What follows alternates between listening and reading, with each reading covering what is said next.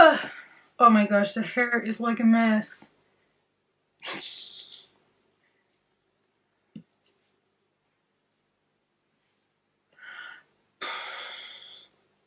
Okay, ponytail it is because I don't know what to do with it and I don't want to bother, so let's get into it.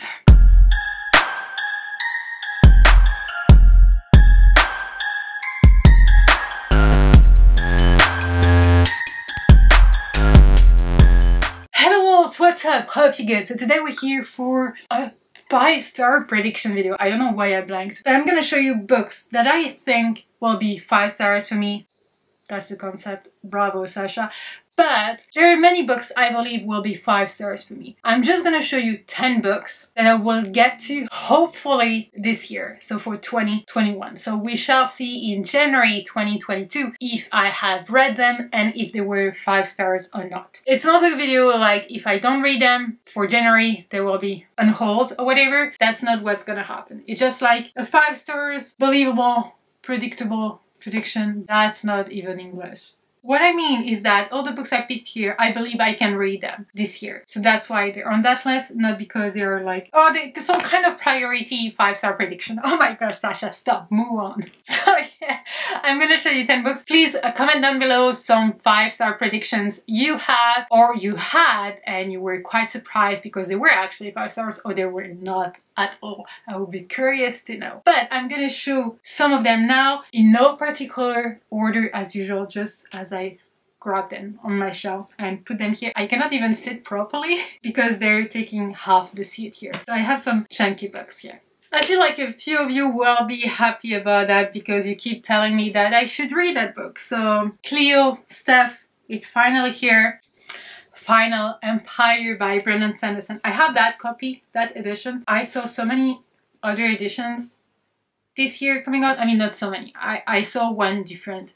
Like the cover is kind of different or whatever. But I have this one. It has a fairly tiny font and it's like over 600 pages. So I feel like it's a scary book because it's huge and also because that series is like so long. Like you have the first book, like you have the first trilogy, then the second trilogy and whatever. You know, sometimes it's complicated and complicated makes it scary. You know, that's how I work. But I feel like I'm gonna enjoy it. I keep hearing about platonic relationships between the characters here and that's something I really wanna read about because I don't want overly sexualized relationships or just like romanticized relationship, whatever. I just want something that is about friendship or something more platonic or whatever and that focuses on the plot and on the world building and etc etc. And I feel like this is something I'm pretty sure I'm gonna enjoy it for so many reasons. But you know what? I don't know what the synopsis is about. I keep hearing about that book. I keep hearing it's a high fantasy, epic fantasy, I guess. And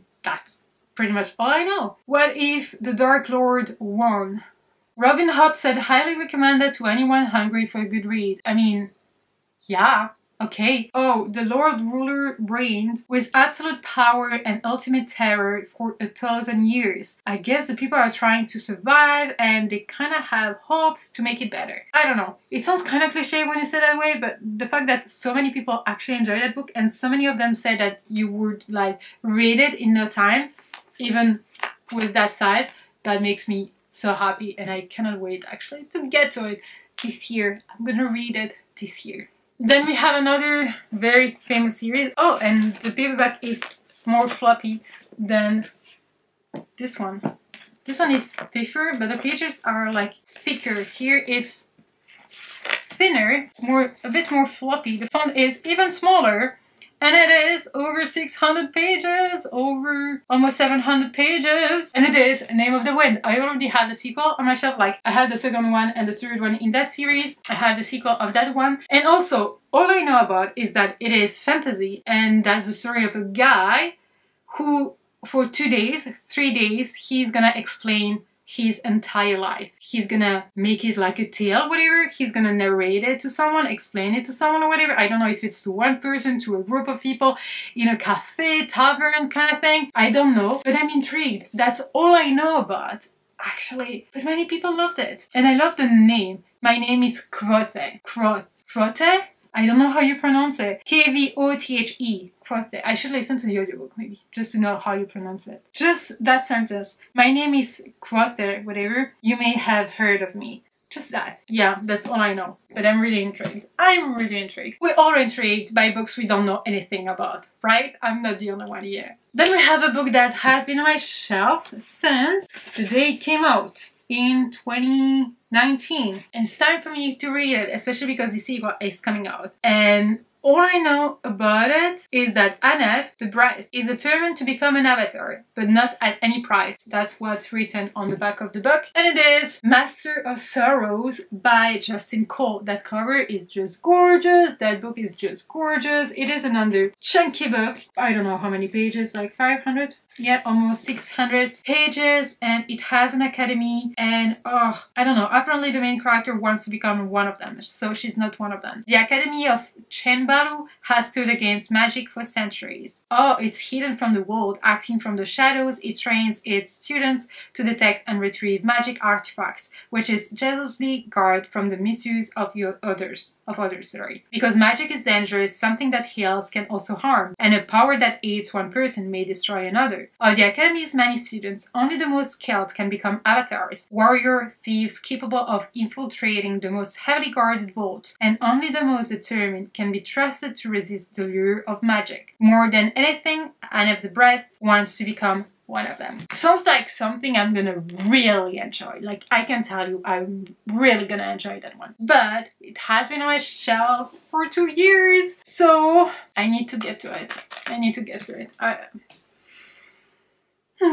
Another one that I think I'm gonna enjoy because it has been written by one of my favorite authors. I haven't read anything different by that author so far. No, I mean, I've read another book that has nothing to do with that specific series. And oh, another series, there's also 2 series that's linked. Oh yeah, never mind. I feel like I'm gonna enjoy that one, and Yumi has already read it and really enjoyed it, and it is Into the Drowning Deep by Mira Grant, aka Shannon McGuire. It has to do with very bloody sirens, very mean sirens, gripping, thrilling and brutal, a masterpiece of suspense, astonishing, intelligent and exciting, mystery, danger and excitement abound. Yeah, apparently there is like someone setting off on a voyage to the Mariana Trench to film a mockumentary bringing to life ancient sea creatures of legend. It was lost at sea with all hands. Some have called it a tragedy, others have called it a hoax. Now a new crew has been assembled to investigate, and they'll discover that whatever is down there is definitely no joke. Should I keep it for October?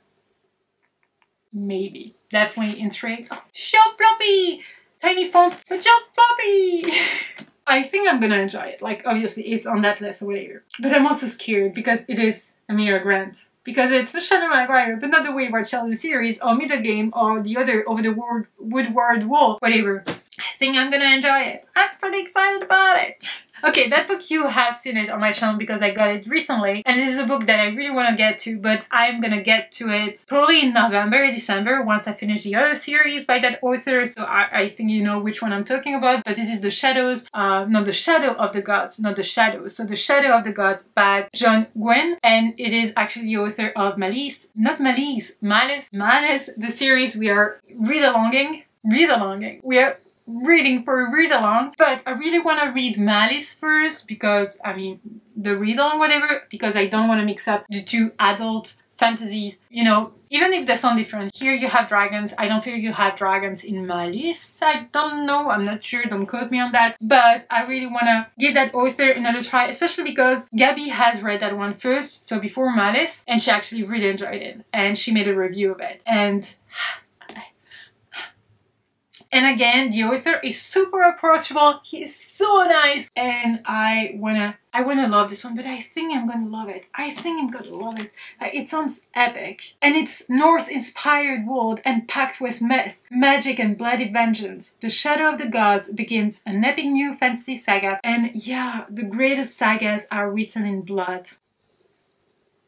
A century has passed since the gods fought and drove themselves to extinction. Now only their bones remain, promising great power to those brave enough to seek them out. As whispers of war echo across the land of Vigrid, fate follows in the footsteps of three warriors, a huntress on a dangerous quest, a noble woman pursuing battle, fame, and a thrall seeking, Thrall, seeking vengeance among the mercenaries, known as the Bloodsworn. All three will shape the fate of the world as it once more falls under the shadow of the gods. Sounds so good! Sounds so good! I did not understand all the words here. Like, I don't know what a thrall is. Thrall, Thrall. Let me check that. I could check it. Where's my phone? So, what is a thrall? Oh, a slave, servant, a captive. The state of being in someone's power or of having great power over someone. Okay, learned a new word.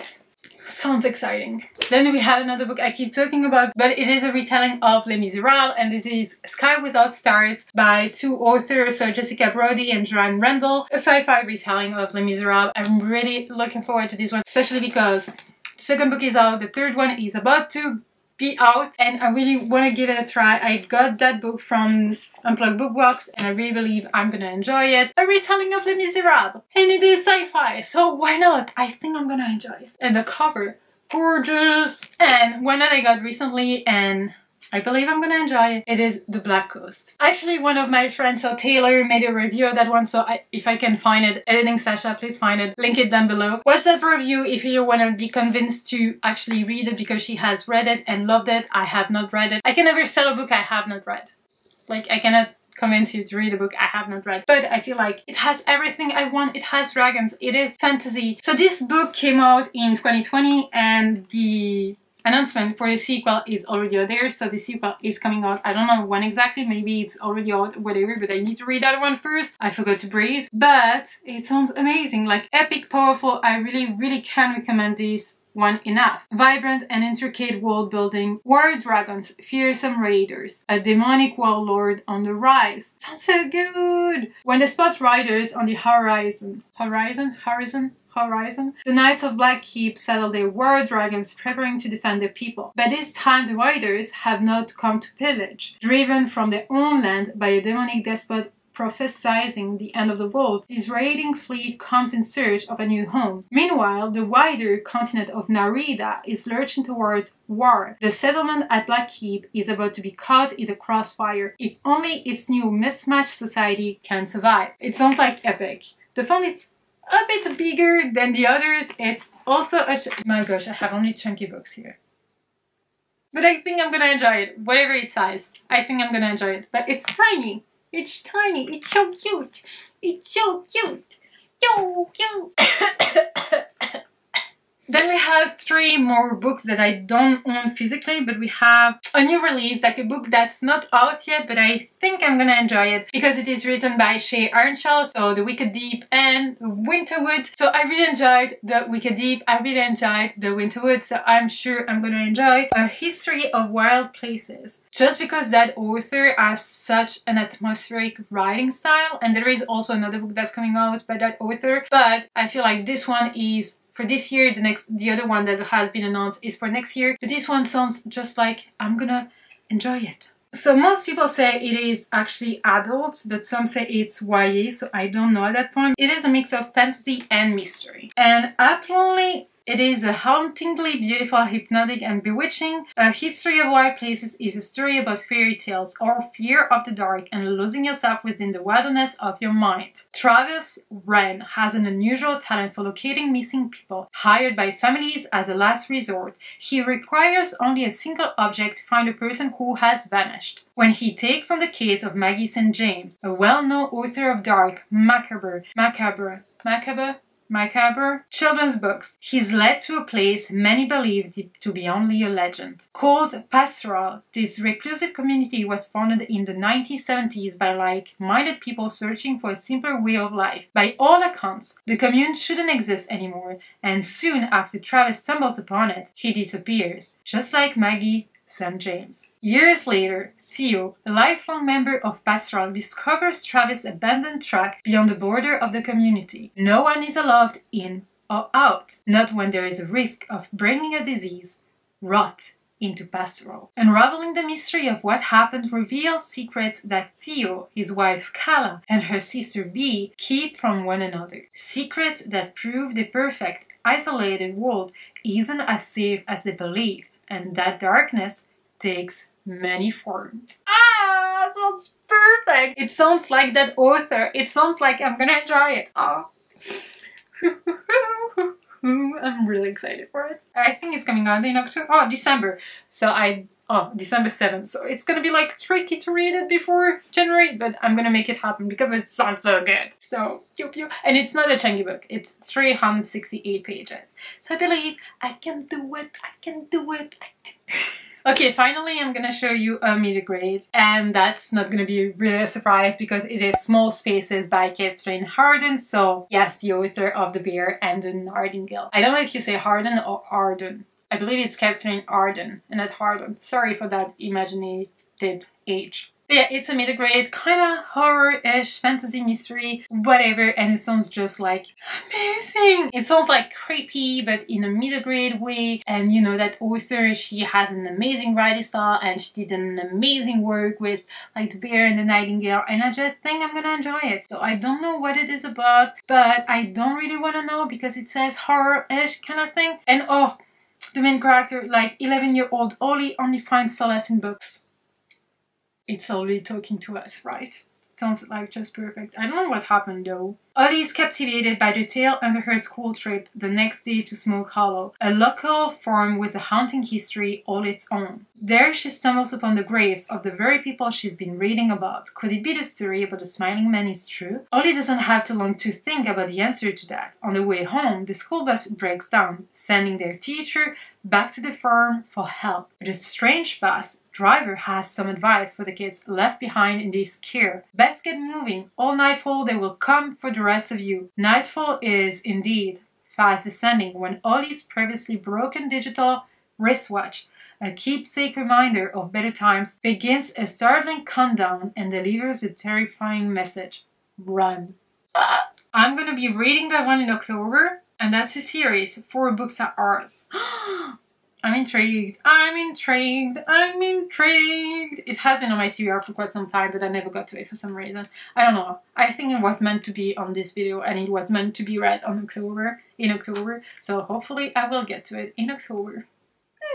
Then there is a book that everyone has read, or everyone seems to have read it recently, and everyone is talking about it. Everyone and their mothers and uncles and whatever are talking about it, especially because I think the sequel is coming out recently. Oh my gosh, I forgot to read it again. But it is The Bonsai Daughter by Andrea Stewart. Everyone has been talking about that adult fantasy. It has LGBT in it, and that's all I know. It's a high fantasy. I think it has to do with royalty, and apparently there is some kind of powers, yet such power carries a great cost, and when the revolution reaches the gates of the palace, Lynn must decide how far she's willing to go to claim her birthright and save her people. What's the power? Bonsai magic.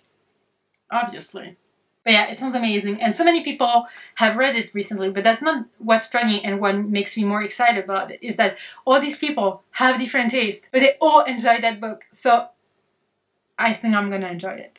But yeah, well, so that's it for the list of all the books I think will be 5 stars for me, and all the books here, I think I'm gonna be able to read them by the end of the year, and hopefully I will react to that video in January and then make a new one every 6 months or whatever. I feel like a year long is kind of daunting, but like a 6 month kind of thing is more like reachable and less like heavy on my shoulders. Even if like 10 books in 6 months is still like quite a lot.